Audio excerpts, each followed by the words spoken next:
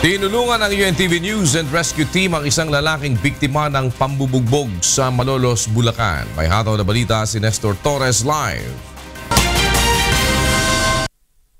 Yes, Nestor? Yes, good morning kuya. Good morning sa lahat ng ating mga kasambahay.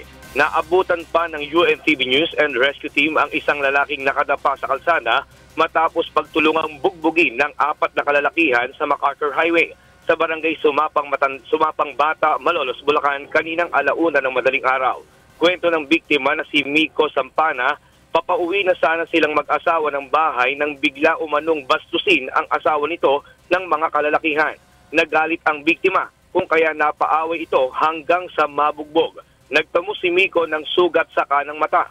Agad namang nilapatan ng pangunang lunas ng grupo ang idinadaing ng biktima na pananakit ng katawan. Matapos bigyan ng first aid, ay tumanggi na itong magpadala pa sa ospital.